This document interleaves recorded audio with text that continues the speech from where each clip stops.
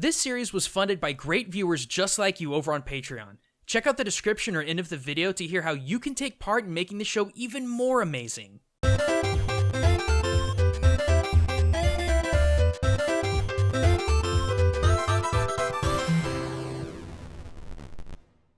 Hey everyone, Gaijin Goombah here, and welcome to another episode of Witch Ninja, a series that looks at media's most popular shinobi to see which are good and which are bad. But just a quick PSA before we get started, guys. By the time you actually watch this video, Aki and I are going to be in Japan to get some well-deserved R&R, as well as check out the Iga Ninja Festival.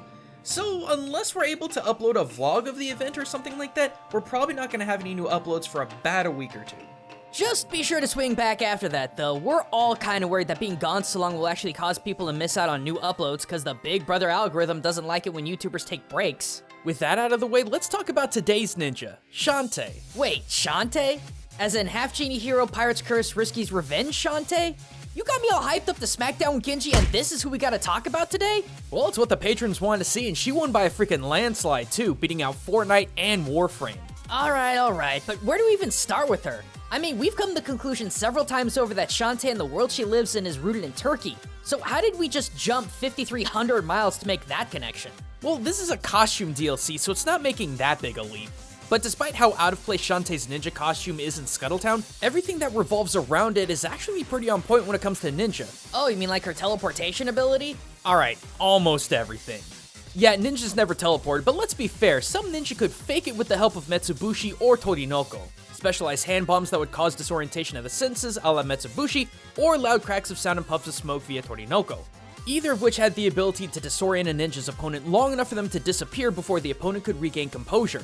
And despite how Shantae disappears, it's always in a puff of smoke, so it could just be a trick of the eye. Yeah, I suppose her wall stick ability isn't outside the realm of possibility either. Ninja incorporated small straps of cleated iron to their hands and feet called shuko and ashiko respectively, which allowed them to not only 4-point climb up steep 90-degree angle surfaces, but also acted as a decent improv weapon. But, you know, this is the stuff we've talked about before. What's something new that Shantae brings to the table of shinobi? Honestly, her shuriken. As she levels up in-game, she gains access to more and more powerful types of shuriken attacks, each version gaining a wider and wider spread. But something I noticed was how each upgrade was a different shuriken. Now, a lot of people have this homogenized idea when it comes to shuriken, but the truth is, each variation of the weapon has a special purpose. At level 1, Shantae throws a single kunai.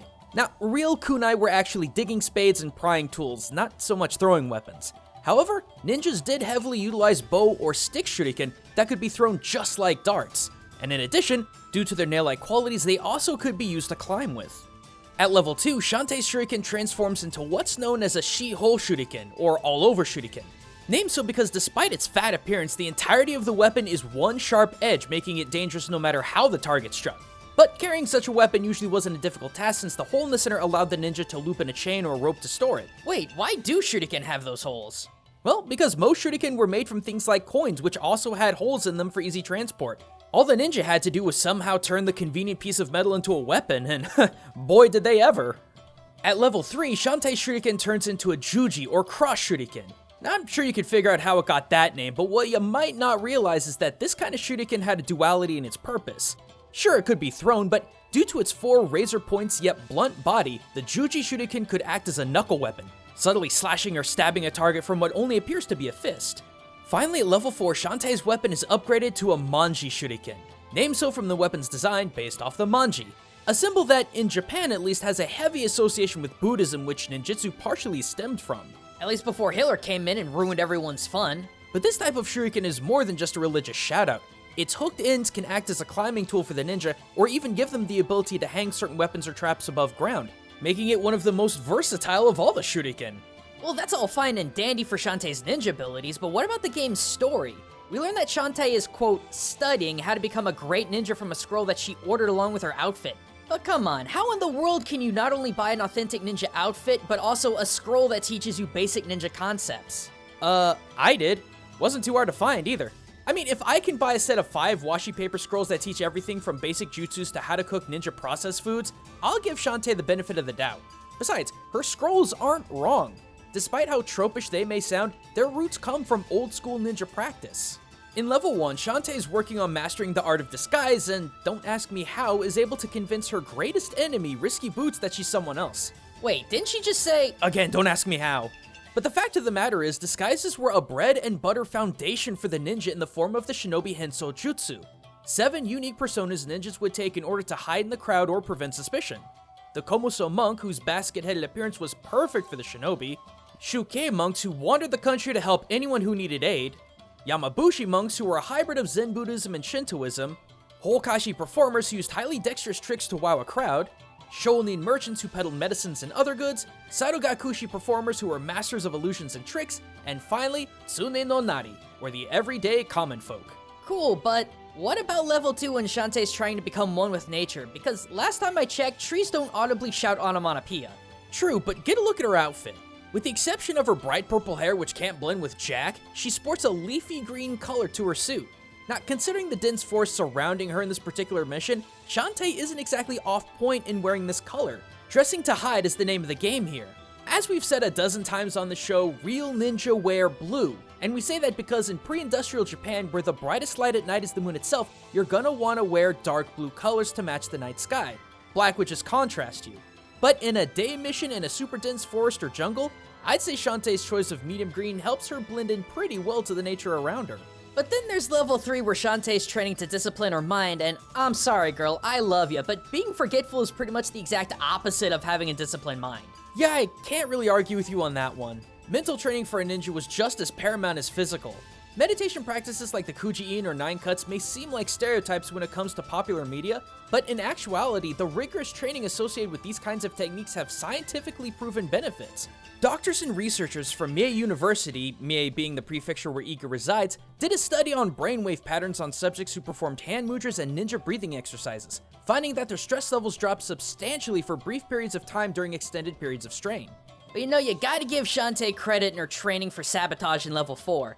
Out of all the different jobs that ninja had, that one was so commonplace it actually was recorded in history a few times, unlike most actions of ninja. Absolutely. In fact, one of the greatest accounts of shinobi sabotage was back in 1558 when Yoshikata, head of the Rokaku clan, hired 49 ninja to infiltrate and sow chaos in Sawayama Castle.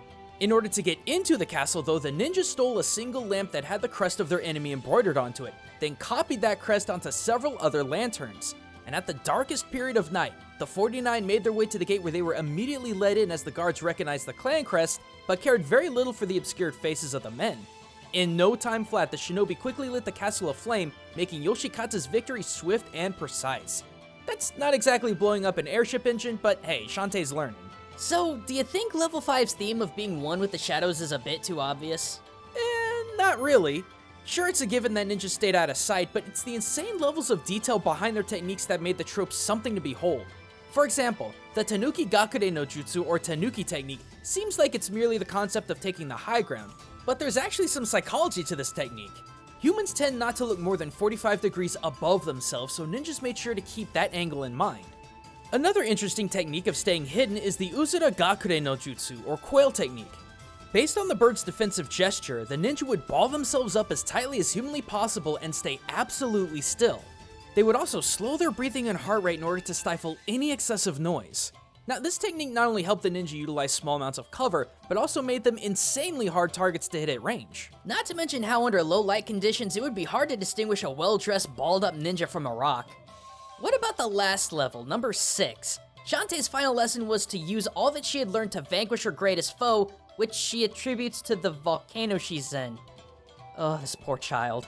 Yeah, you'd think a ninja with a blinding vendetta would soon be caught, but you'd be surprised at how many ninja actually gave up everything in order to eliminate their greatest enemy. The most famous of which was Japan's original throw boy, Ishikawa Goemon.